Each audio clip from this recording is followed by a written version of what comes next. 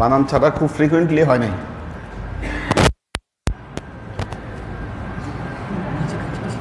সেটা রায়হান আজাদ নাই, আছে? কই ছিল তোমার পড়া? কোন পৃষ্ঠা?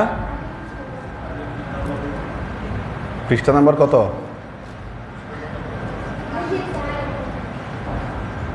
এটা পড়ো।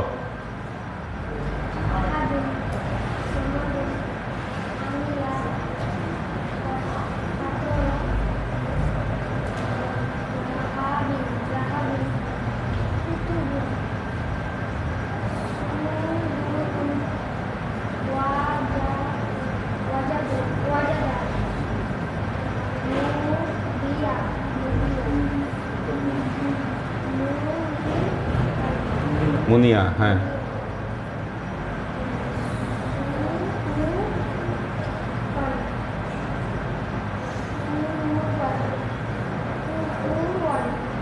আচ্ছা, এই যে এখান থেকে পড়ো, এই যে এটা, হ্যাঁ, এই যে এখান থেকে।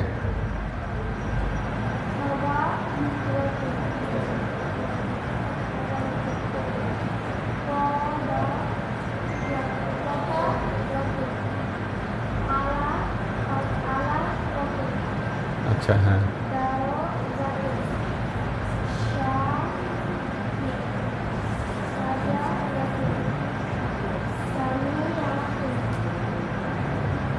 তাহলে তুমি এই যে 10 থেকে 10, 11, 12 এই 3 পেজ পড়বা, ঠিক আছে? 10 থেকে 12 তোমার পড়া থাকলো।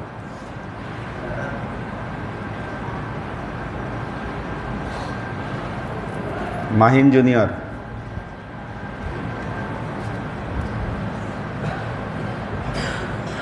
পড়ো এখান থেকে।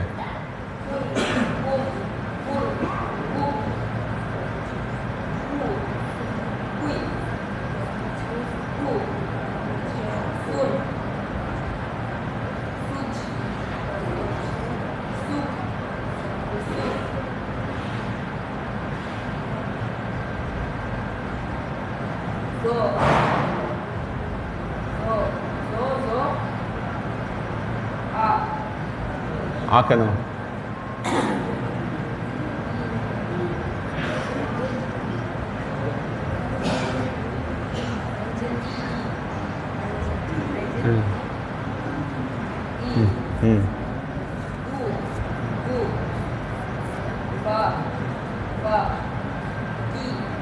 আচ্ছা, এটা পড়ো এখান থেকে।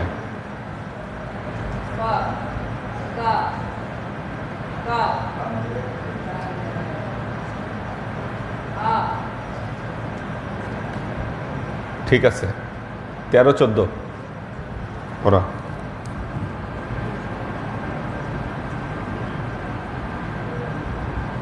ফজলে রাব্বি নাই। মহসিন হোসেন, কয় নম্বর ছিল পড়া? 9 পৃষ্ঠা, রাইট।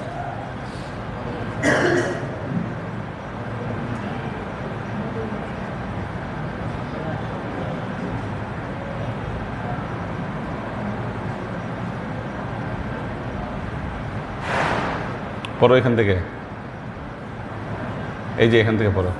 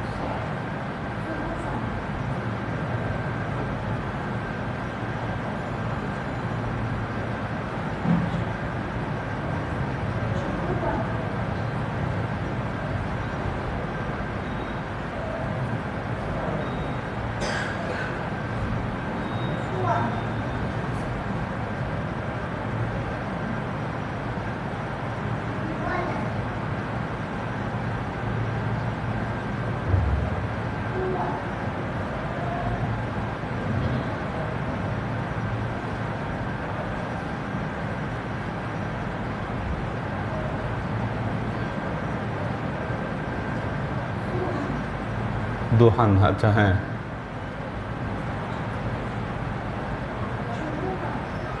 শুআবিং,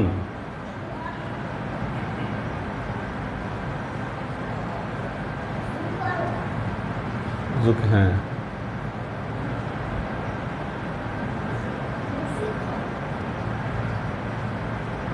এখান থেকে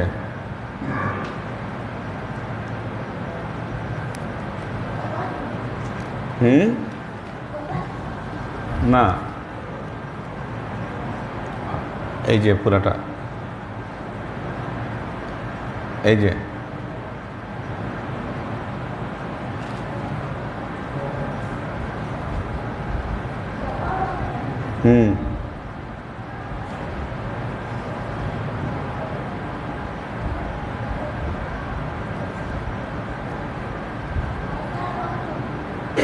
ঠিক আছে, হয়ে যাবে ইনশাল্লাহ।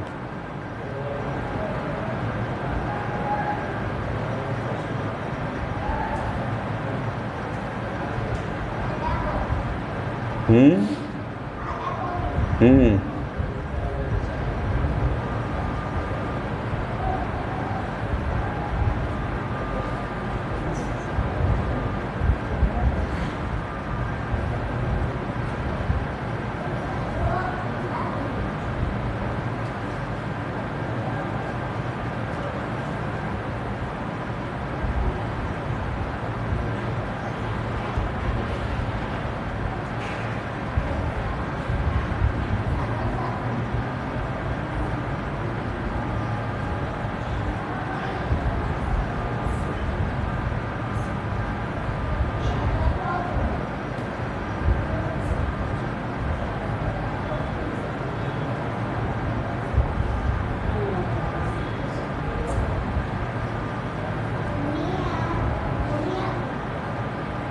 সামিয়াতুন পড়তে হবে সবগুলা, পড়ো পড়ো, পরেরটা পড়ো, এরপরের লাইন এই যে এখান থেকে পড়ো, এই যে এখান থেকে, হ্যাঁ হ্যাঁ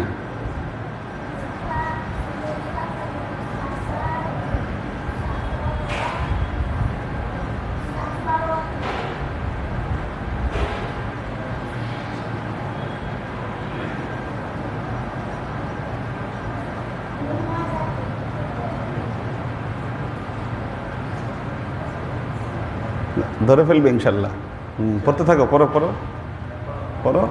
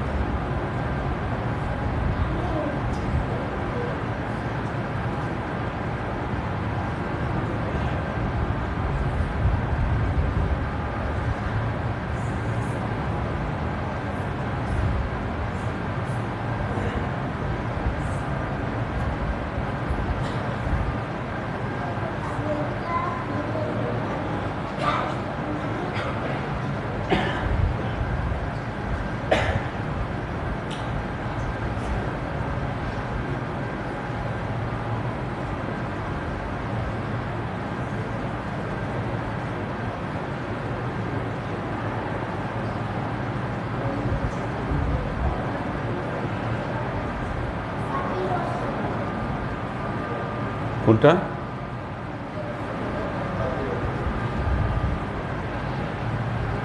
হ্যাঁ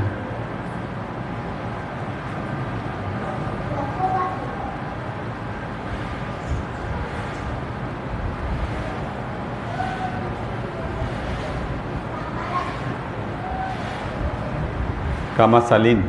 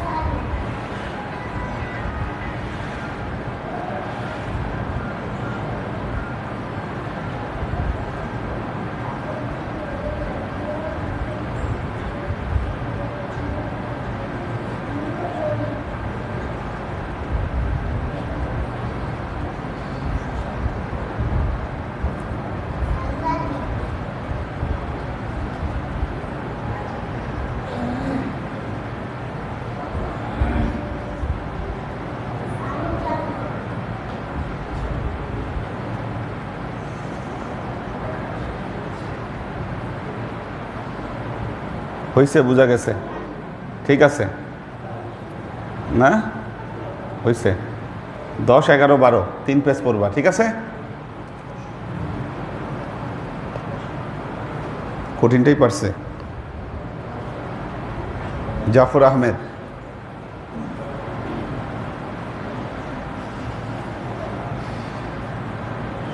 এই যে এখান থেকে পড়েন।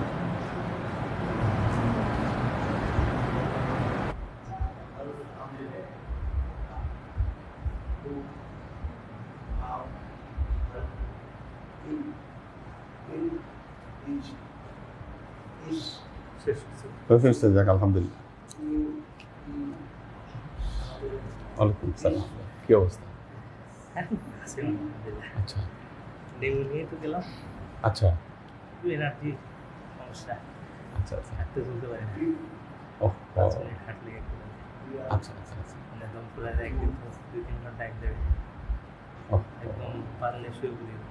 আল্লাহ হেফাজত করুন। আচ্ছা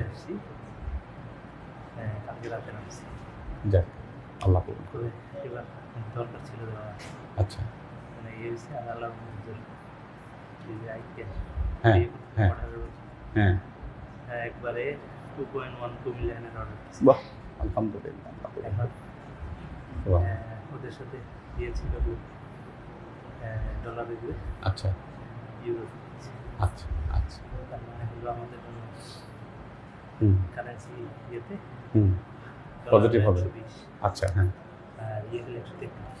আচ্ছা যাক ইনশাআল্লাহ এটা আমাদের পজিটিভ হচ্ছে। যাক মানে একটু একটু সমস্যা হয়েছে। আচ্ছা এই অবরোধ নিয়ে। আচ্ছা তো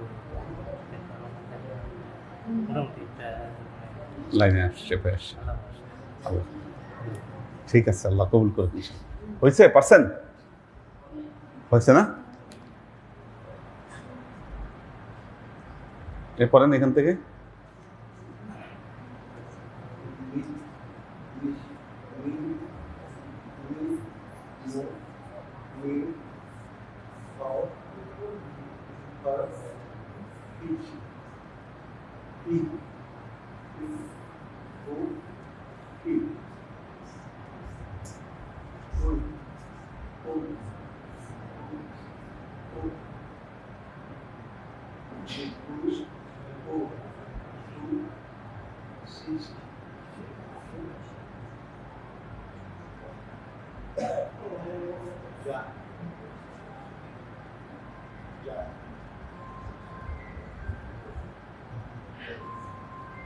এইটা পড়েন, এই যে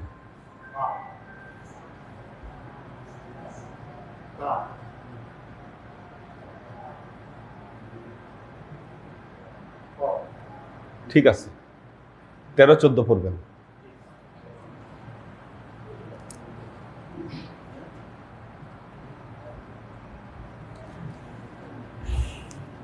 যাক হয়েছে মোটামুটি। আপনারা এখানে এই যে কয়জনের নাম আছে 9 জন, এটা আপনারা খুব শীঘ্রই ইনশাল্লাহ কোরআন ধরে ফেলতে পারবেন, আশা করা যায়। লাইনের শেপে চলে আসছে আর কি। এখন বাকিটা প্র্যাকটিসের উপর বাকিটা নির্ভর করছে। আর যারা আপনারা পিছিয়ে পড়ছেন তারপর তাদেরটা ধরবো দেখি, বা আপনাদের জন্য স্পেশাল ক্লাস নিতে হবে। আসলে আপনাদের লিস্ট রেখে দিছি, যারা একটু পিছিয়ে পড়ছেন, এটাও আছে আমার কাছে, লিস্ট রাখা আছে। হ্যাঁ কয়েকজন আছেন, বেশি বেশি পড়তে হবে আপনাদের, তাইলে সম্ভব।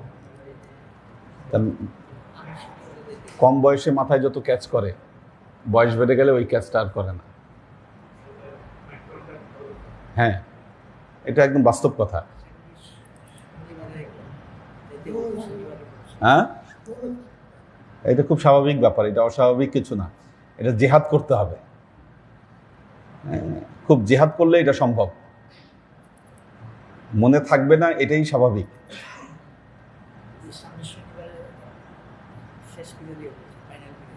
আচ্ছা দেখ আল্লাহ ভরসা।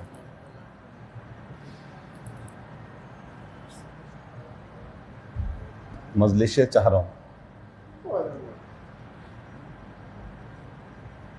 সুখান দার ফারমানদারি ফারমান বারদারি জানান অবুর্দে আজাদ কারদান ওফতাদে বুদ। কোন ব্যাপারে আসছে? চতুর্থ অধ্যায়, নারীদের ব্যাপারে এবং গোলাম আজাদ করার ব্যাপারে। নারীদের ব্যাপারে এবং গোলাম আজাদ করবার ব্যাপারে এই অধ্যায়ে বর্ণিত হয়েছে।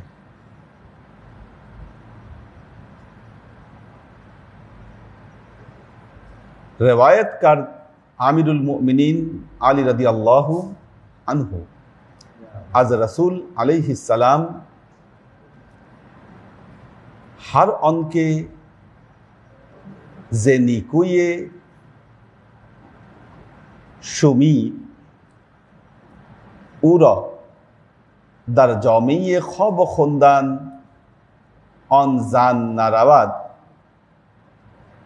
बल्कि आजशु दूर शाबाद पास आज हमें निक हये खुदेशान बीरुन आया। যদি কোনো নারী তার স্বামীর যদি খেদমত না করে, বরং তার থেকে যদি দূরে দূরে থাকে বা যদি দূর হয়ে যায়, আল্লাহ কি করবেন? হামে নিক হয়ে খুদেশান বিরুন আয়াত। তাহলে আল্লাহ তার নেকিগুলোকে কি করবেন? নষ্ট করে দিবেন। বিরুন আয়াতকে মর যে পুষ্ট ওয়া বুঝে চান্দান বসাত के बे मेगदारे रीगे बियाबान व अगर ऑनजान में मिराद व शोवी अजवई खुश नबाद ना बौशाद हफ्ताद दारे दोजोक बराय ईशान बगुशाया। যদি হাজব্যান্ড এমন অবস্থায় মারা যায় যে সেই স্ত্রীর উপর খুশি নয়, অসন্তুষ্টি নিয়ে, কোনো ওয়াইফের উপর অসন্তুষ্টি নিয়ে যদি কোনো হাজব্যান্ড মারা যায়, তাহলে কি হবে? হাফতাদ দারে দোজক আজ বারায়ে উ বেকুশায়ান, দোজখের ৭০টা দরজা তার জন্য উন্মুক্ত করা হবে। ওয়া আগার সুবি খুশ নবাদ বসাত হাফতাত দরজে আস বেহেস্ত বে নামে ওয়াই বার আরান। আর যদি তার হাজব্যান্ড তার উপর খুশি থাকে, তাহলে বেহেস্তের ৭০টা দরজা কি করা হবে? বে নামে ওয়াই বার আরান, বেহেস্তের ৭০টা দরজা তার জন্য উন্মুক্ত করে দেওয়া হবে। বাদ আজ অন খাজা ফারমুদকে দার তাম্বিয়ে ইমাম আবু লাইস সামারকান্দি নেবেশতে দিদাম। উনি বলতেছেন যে আবু লাইস সামারকান্দি ওনার যে উপদেশমালা, এই উপদেশমালার ভেতরে আমি এটা লেখা দেখেছি, দিদে আমকে हर जानी के रुई खुद रा बाशुई खुश बाशुवी खीश ताराश कुनाद व रुई शोभार ताराश बेन गराद बाद हर सितारे के बार आसमान बौशाद एक गुना बरु बेने विसान। যদি কোনো ওয়াইফ তার স্বামীর দিকে গোমরা মুখ করে তাকায় থাকে, মুখ গোমরা করে, একটা হচ্ছে খুশিওয়ালা মুখ, হাসি খুশি, আরেকটা হচ্ছে গোমরা মুখ। ওয়াইফ কি করলো? স্বামীর প্রতি গোমরা মুখ করে সে তাকালো, মুখে আনন্দ নাই, খুশি নাই। তাহলে কি হবে?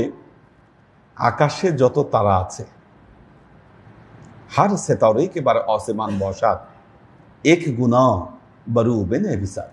তাহলে আকাশের তারকা পরিমাণ, এক এক তারকা পরিমাণ গুনাহ তার আমল নামায় লিখে দেওয়া হবে। و اگر شوی را در یک سوراخ بینی ریم بر رود و دوم سوراخ بینی خون آن زد ریم و خون را بلیسد هنوز حق شوهر تمام নাগুজারদে বসার। বলতেছে যদি এমন অবস্থা হয় স্বামীর এক নাক দিয়ে নাকের যে ময়লা এটা বের হচ্ছে, আরেক নাক দিয়ে রক্ত, এমতো অবস্থায় স্ত্রী যদি এই দুটাকে চেটে পরিষ্কার করে দেয় তারপরেও স্বামীর যথাযথ হক এর দ্বারা আদায় হবে না। বিনি রিম বেরাবাদ ও দৌবম সুরাক বিনি চুন্দার অনজান রিম ও খুন র বেলিসাদ হানুজ হাক্কে সোহার তামাম না গুজারাত। তারপরেও দেখা যাবে কি ওই যে তার যে স্বামীর যে হক আদায় করা তার জন্য কঠিন হয়ে যাবে। এটা আল্লাহ নবীর একটা হাদিসে এরকম আছে একটা বক্তব্য। अच्छा पस ए दरवीश अगर खुदा ताला कसीरा सिजदे करदन रवा बुदी रसूल अलैहिस्सलाम बेफरमुदी জানান রা के सिजदे कुनांदे शौहरान रा। এরপর বললেন এই দরবিশ, হে দরবিশ জেনে রেখো আল্লাহ যদি এই পৃথিবীতে কাউকে সেজদা করা এটাকে যদি বৈধ করত তাহলে আল্লাহ নারীদের জন্য এটা বৈধ করত তারা যেন তাদের স্বামীকে সেজদা করে, তারা যেন তাদের স্বামীকে সেজদা করে।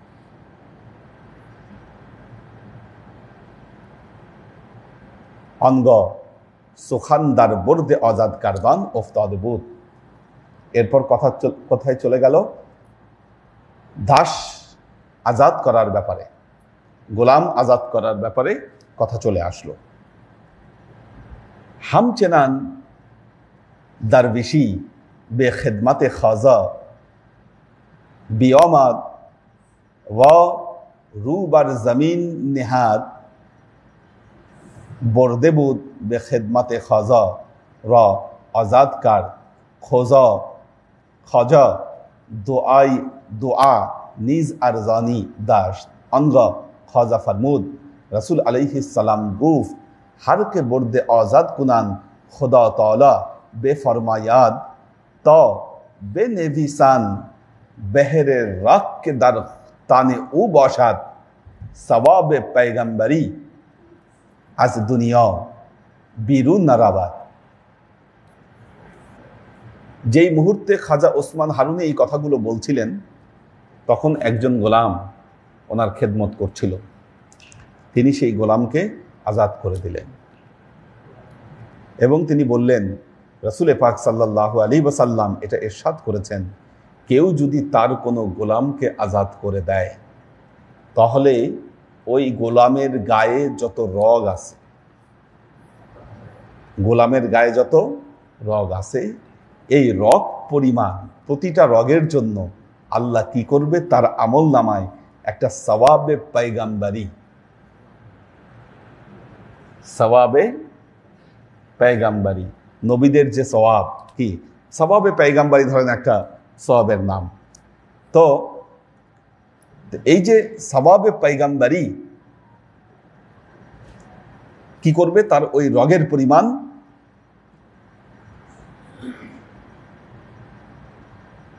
সওয়াব আল্লাহ তার আমল নামায় দান করবে।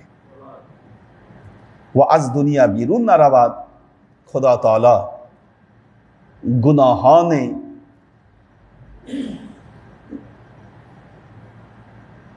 बुजुर्ग ऊ अफ़ऊ कुनान बा पेदार आज आहले ऊ हफ्ततन बहरे तारे मुंह के दर ताने ऊस्त खुदा ताला दर बेहेश्त बे नामे ऊ বানা কুনা। শুধু তাই নয়, তার গায়ে যে পরিমাণ লোম থাকবে এই পরিমাণ বেহেশতে তার জন্য কি হবে? গৃহ নির্মাণ করা হবে, তার জন্য ঘর তৈরি করা হবে বেহেশতের মধ্যে, যে গোলাম আজাদ করে দিবে। দেখুন, এই যে কথাগুলো, আমরা একটা জিনিস এর দ্বারা বুঝতে পারছি,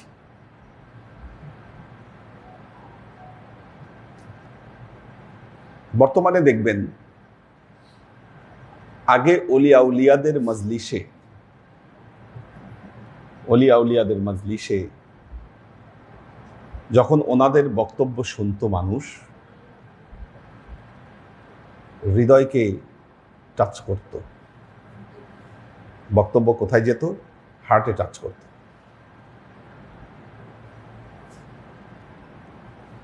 কারণ ওনারা যে কথাগুলো বলেছেন, এই কথাগুলো,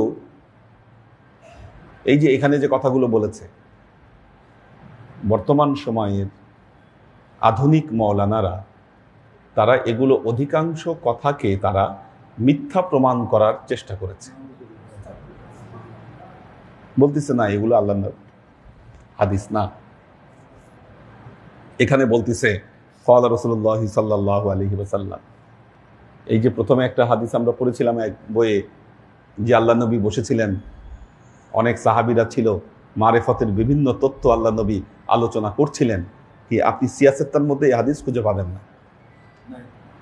নাই। এই যে আমি এখন যে কটা হাদিস বললাম না, ফারমুদকে রাসূল সাল্লাল্লাহু আলাইহি ওয়াসাল্লাম গুফত, কতগুলো, কয়েকটা হাদিস কিন্তু এখানে বলেছে, এই হাদিসগুলোকে আপনি খুঁজে পাবেন না।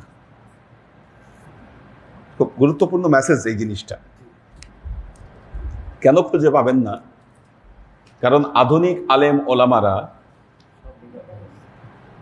প্রমাণ করতে চাচ্ছে যে এগুলো নাই, এগুলো মিথ্যা।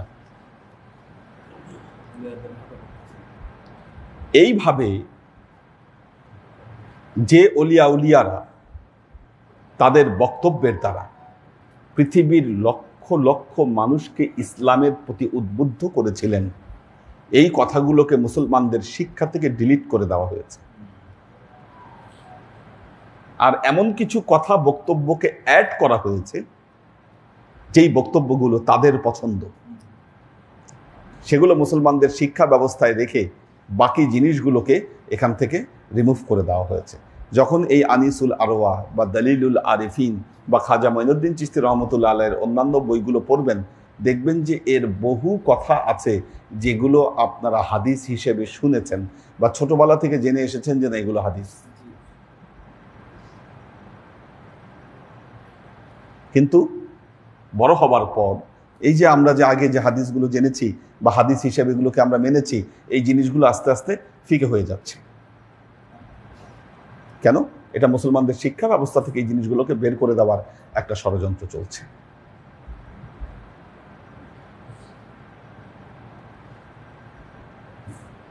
আগের যুগে কোনো বিশ্ববিদ্যালয় ছিল না, ইউনিভার্সিটি ছিল। আমাদের ঢাকা ইউনিভার্সিটি হয়েছে কবে? 1921। 1921 সালে। অক্সফোর্ড, হার্ভার্ড কবে হয়েছে জানি না। হ্যাঁ, 1700 সালে কি ছিল কোনো বিশ্ববিদ্যালয়?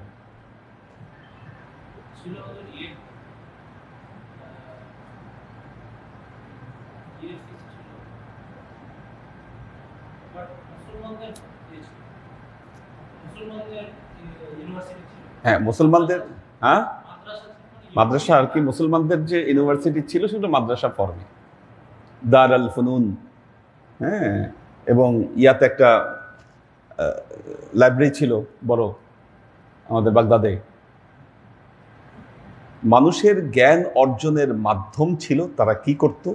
যারা জ্ঞানী হয়েছে পৃথিবীতে দেখবেন তাদের কাজ ছিল সফরে বের হয়ে পড়তো। তারা এরা সফর করত। শেখ সাদি রহমতুল্লাহ আলাই 30 বছর সফর করছে। এই একটা ফর্ম ছিল, 30 বছর সফর করেছে। হার্ভার্ড, হ্যাঁ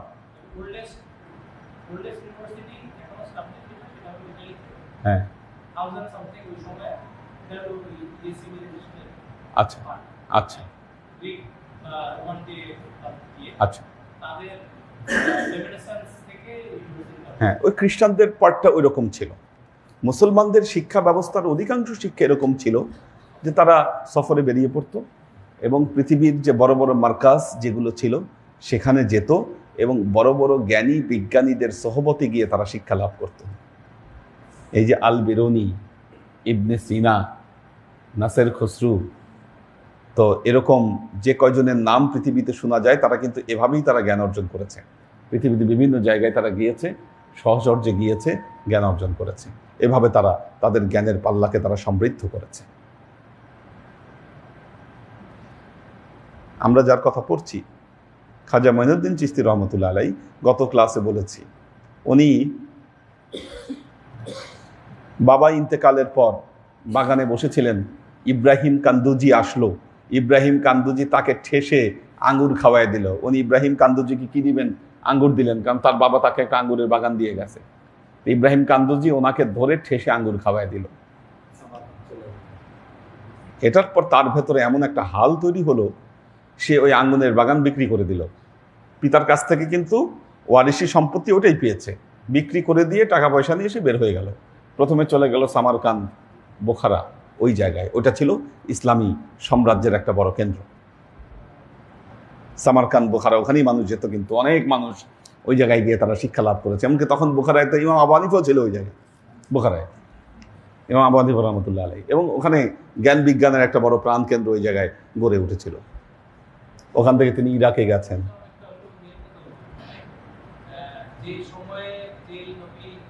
হ্যাঁ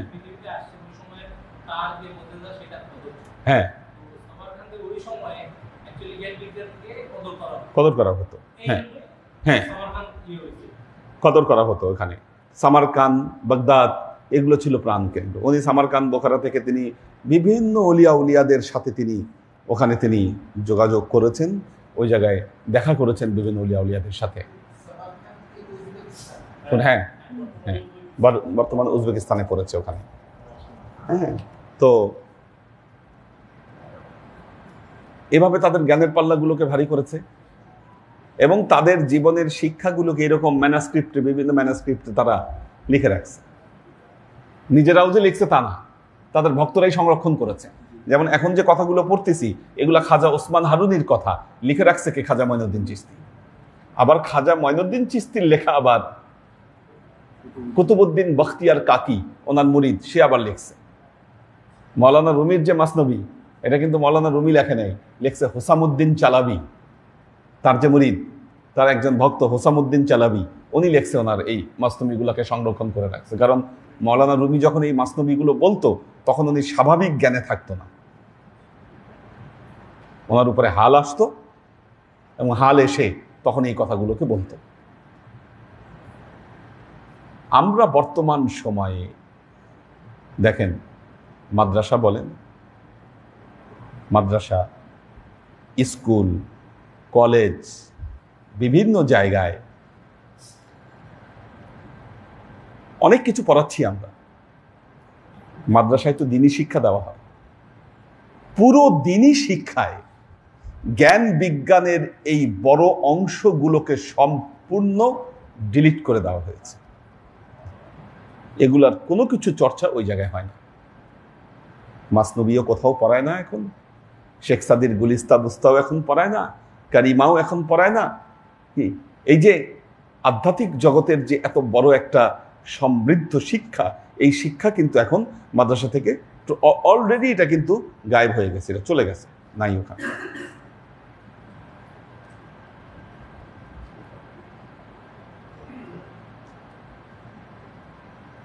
তো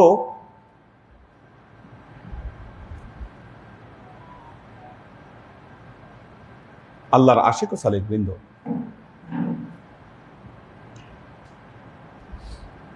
আমাদের সময় মানুষ চিন্তা করে বর্তমান সময়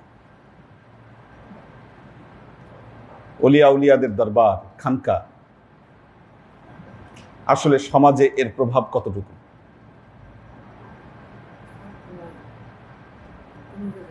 কতটুকু? কিংবা ওনারা যে ওনার কার্যক্রম করছেন, এই কার্যক্রমের উপকারিতাই বাকি। ধরেন খানকা দরগাগুলোতে অলিয়া উলিয়ারা যারা আছেন তারা কিছু আমল তারা আঞ্জাম দেন।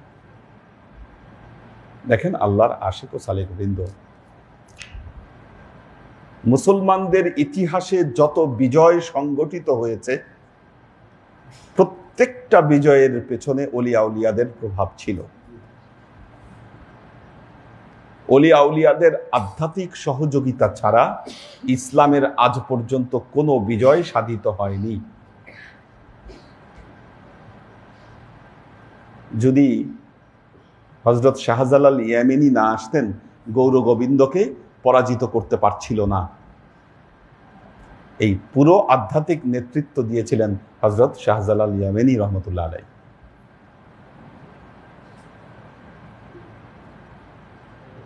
এই যে সালাউদ্দিন আইয়ুবী,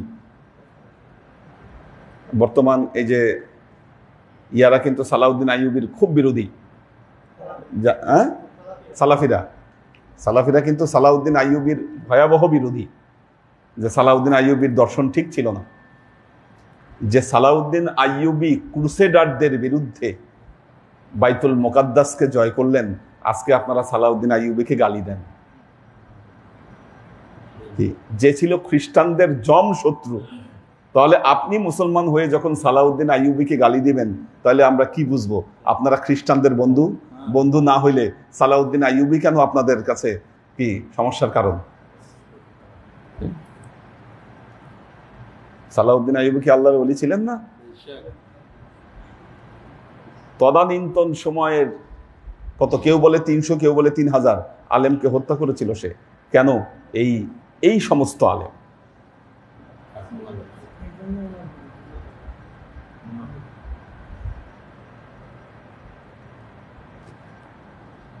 চেঙ্গিস খান যখন এই সামারকান্দ বোখারা দখল করলেন,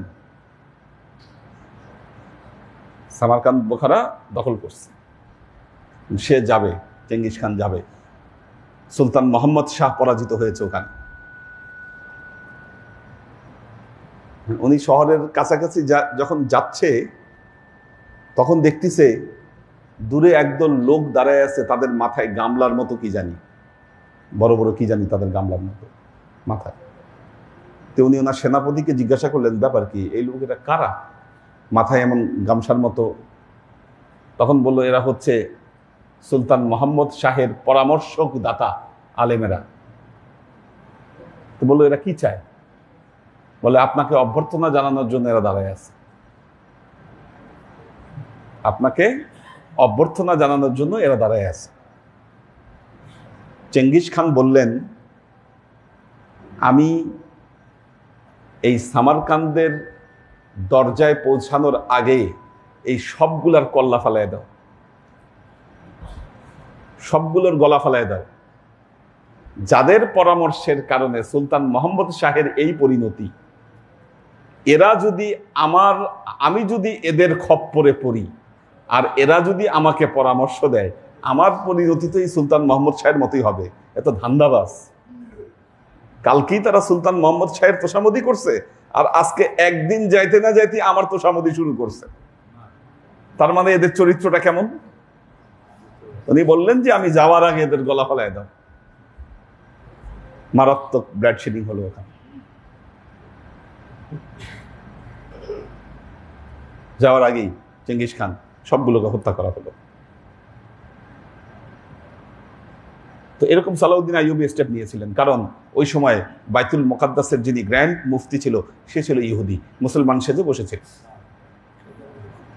আজকেও আমাদের ভেতরে কত মুসলমান, কত ইহুদি খ্রিস্টান মুসলমান সেজে আমাদেরকে বিভ্রান্ত করছে।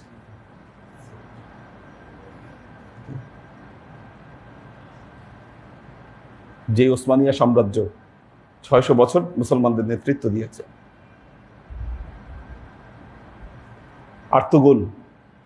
আর্তুগুল গাজী, উনি ইবনে আরাবির মুরিদ ছিলেন। কি ইবনে আরাবির আধ্যাত্মিক দর্শন দ্বারা উনি প্রভাবিত ছিলেন। যে ওসমানের নামে অটোমান সাম্রাজ্য, ওসমান থেকেই অটোমান, কি উনি ছিলেন শেখ এদেবালির মুরিদ। কি ওনার দর্শনে উনি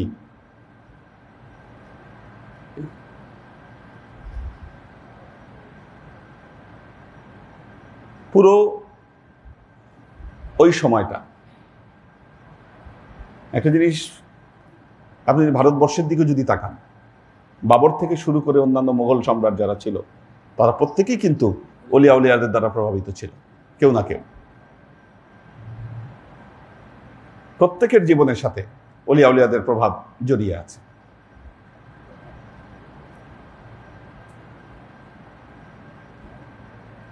সেলিম চিশতি সম্রাট আকবরের পীর ছিল। যতদিন সেলিম চিশতি জীবিত ছিল ততদিন সম্রাট আকবর এই দিনে এলাহি আর অন্যান্য তার মাথায় যে এই উদ্ভট চিন্তা এগুলো আসে নাই। সেলিম চিশতি মারা যাওয়ার পর সে বিভ্রান্ত হয়েছে। মুর্শেদ নাই, পীর নাই, কি বিভ্রান্ত হয়েছে সে। ইহুদি খ্রিস্টানরা এগুলো কি জানে না যে মুসলমানদের বিজয় কিভাবে আসছিল? এখন কথাটা বলি, অলিয়া উলিয়াদেরকে দেখলে মনে হয় যে না, তারা মনে হয় কিছু করে না। অলিয়া উলিয়ারা না থাকলে এই দুনিয়া একদিনও টিকবে না, টিকবে না। প্রত্যক্ষভাবে দেখা যায়, যদিও মনে হয় যে না, তারা হয়তো কোনো আমল করছে না, কিন্তু অলিয়া উলিয়ারা মানুষের মনোজগৎ, তাদের অস্তিত্বের মধ্যে পরিবর্তন আনার সাধনায় তারা নিয়োজিত।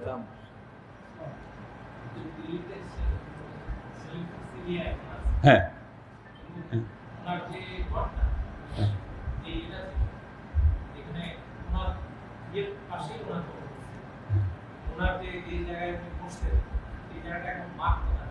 আচ্ছা আচ্ছা,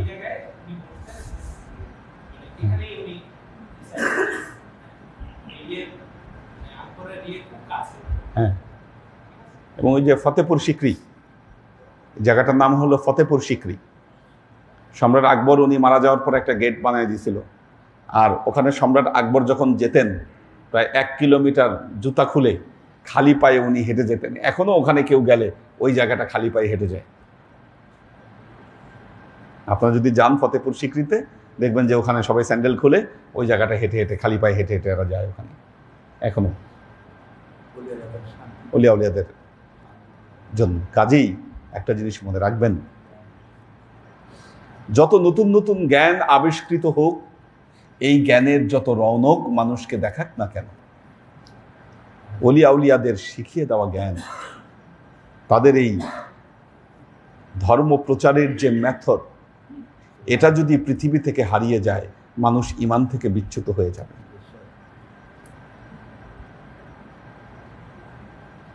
আল্লাহ আমাদেরকে তৌফিক দান করুন, আমরা যেন এগুলোকে ধরে রাখতে পারি। আমার PhD thesis Iranian cultural centre থেকে ওরা চাপাবে বলেছে ওরা। আমি বাংলায় অনুবাদ করছি, বাংলায় অনুবাদ করলে বাংলাটাও প্রিন্ট করে ফেলবো আর কি। বাংলাটা হয়তো অন্য কথা, তখন অনেকের উপকার হবে, সবাই জানতে পারবে যে না কি লেখা আছে এগুলোর ভেতর, কি লিখে গেছেন। হ্যাঁ, তো ফার্সিটা প্রকাশ করে ফেলেন। ফার্সি হয়তো আপনারা অনেকে বুঝবেন না, কিন্তু এই জন্য এটা বাংলা করে ফেলবো ইনশাল্লাহ। বাংলাও হয়তো এটা, তখন অনেক কিছু আপনারা নিজেরা দেখতে পাবেন যে না কি, এই যেগুলো পড়াচ্ছে এগুলো সব দরকার আছে, তো এগুলো অনুবাদ সহ এই জিনিসগুলো বের করা দরকার।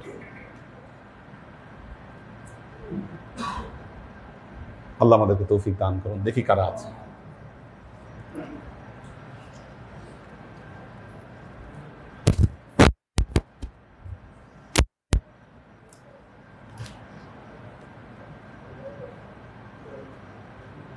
কামরুল আনাম, আমাদের হাসিব ভাই আছেন, এইচ কে কনক, সাইম আহমেদ,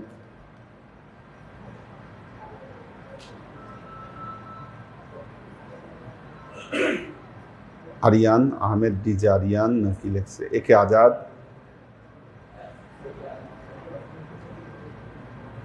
সুমাইয়া নুহিন দিশা, সুরভি আক্তার নিপা, কলকাতা থেকে আবির আহমেদ, একে আজাদ, শহীদুল ইসলাম মামুন, সুরভি আক্তার নিপা, মাহমুদুল হক,